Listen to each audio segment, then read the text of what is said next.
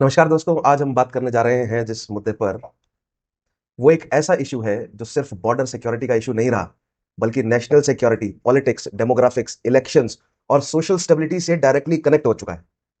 बांग्लादेश और waste Bengal border पर situation suddenly tense होती जा रही है। रिपोर्ट्स आ रही हैं कि बॉर्डर एरियाज में इलीगल माइग्रेंट्स गैदर हो रहे हैं, डिपोर्टेशन ड्राइव्स इंटेंसिफाई हो चुकी है, होल्डिंग सेंटर्स बन रहे हैं और सेंट्रल गवर्नमेंट ने एक हाई लेवल कमिटी अनाउंस कर दी है ये सभी मैटर को इन्वेस्टिगेट करने के लिए। सो that is the current situation.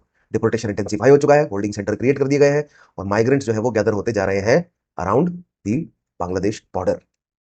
तो सबसे इंपॉर्टेंट क्वेश्चन यहां पर यह देखने को मिल रहा है कि क्या इंडिया इलीगल इन्फिल्ट्रेशन को अब ऑफिशियली नेशनल सिक्योरिटी थ्रेट की तरह ट्रीट करने जा रहा है।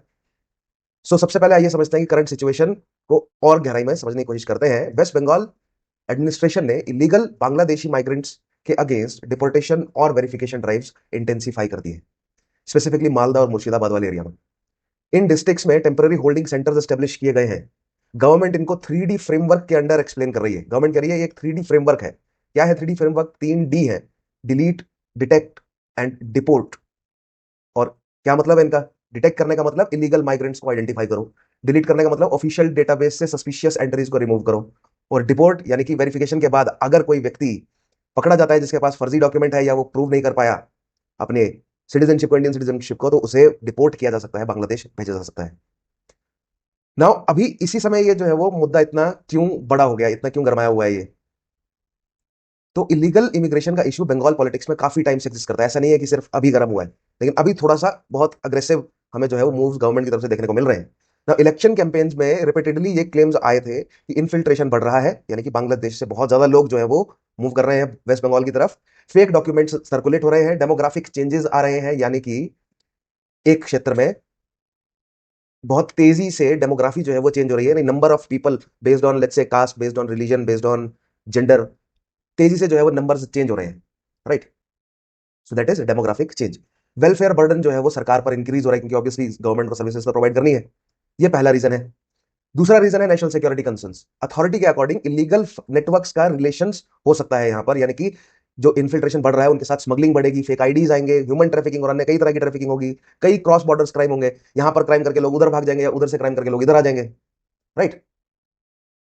ये जो है वो बड़े कंसर्न्स हैं गवर्नमेंट के, एंड दैट इज वाई ये इशू जो है वो अब इतना बड़ा हो गया है, राइट। ना थोड़ा सा माइग्रेशन की हिस्ट्री को भी देखते हैं, कितने समय से जो है माइग्रेशन चल रहा है।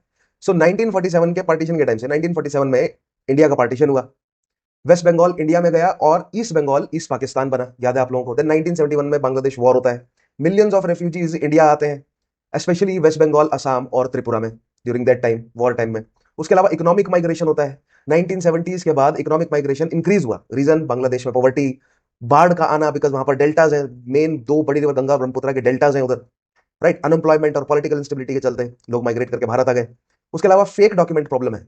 नाउ अथॉरिटीज रिपीटेडली एक क्लेम करती रही हैं कि इलीगल माइग्रेंट्स के पास फेक आधार कार्ड्स हैं, वोटर आईडीज है, राशन कार्ड्स हैं और पैन कार्ड्स हैं, मतलब वो बनवा लेते हैं ये सारी चीजें भारत पहुंच के या बांग्लादेश से बनाकर आते हैं।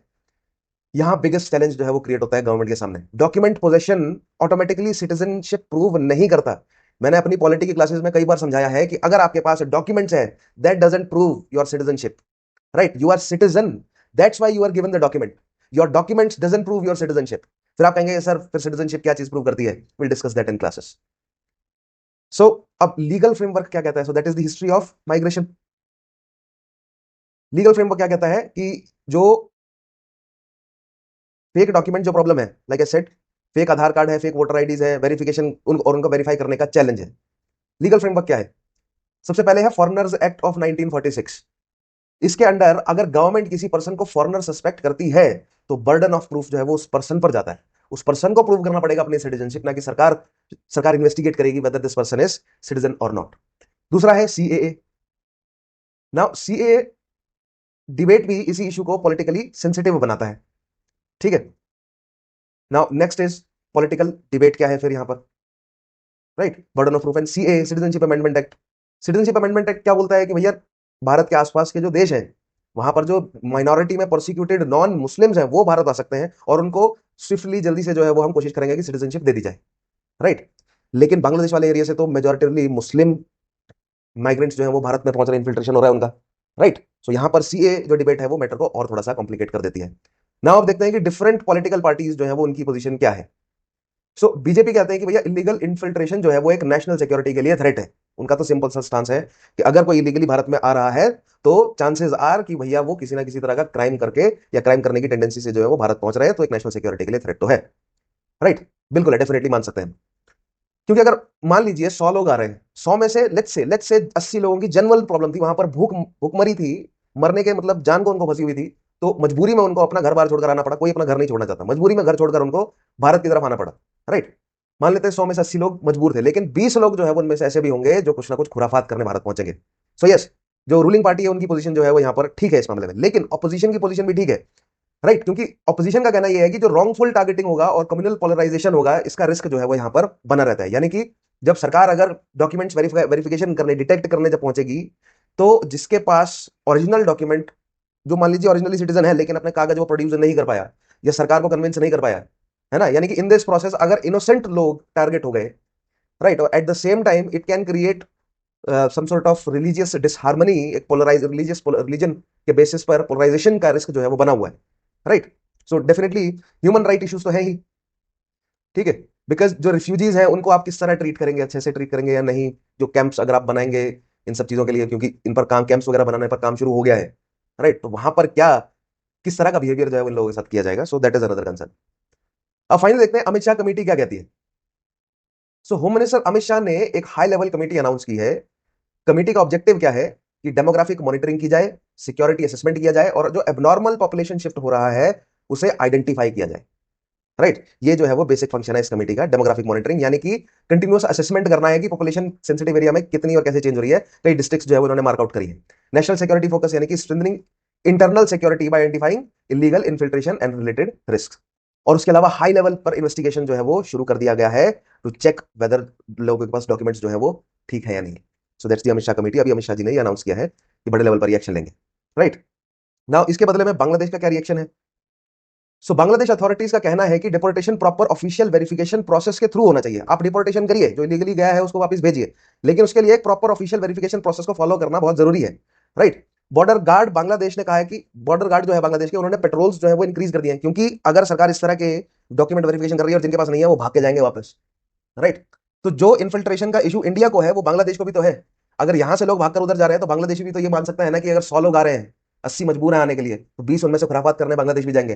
तो बांग्लादेश ने भी अपनी तरफ से पेट्रोल जो है वो इंक्रीज कर दिया है, सर्वेलेंस जो है वो इंटेंसिफाई कर दिया है। राइट, इस तरह का रिएक्शन बांग्लादेश की तरफ से भी आया है। बॉर्डर पेट्रोल इंक्रीज हो गया है, वेरिफिकेशन जो वहां से मतलब भारत से बांग्लादेश जा रहा है उनसे वेरिफिकेशन मांगा जा रहा है, and this has created a diplomatic tension between India and Bangladesh.